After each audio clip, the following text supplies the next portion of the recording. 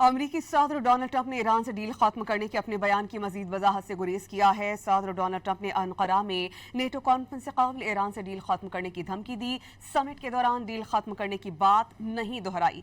Summit के बाद साफियों से बातचीत में ईरान पर सिर्फ नए हमलों की बात की है।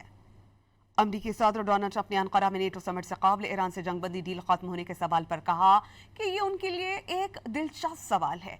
उनके नज़दीक ये खत्म हो चुकी, अब वो ईरान के साथ डील नहीं चाहते। जहां तक उनका ख्याल है, ईरानी क़यादत के साथ डीलिंग का वक्त एक ज़िया होगा।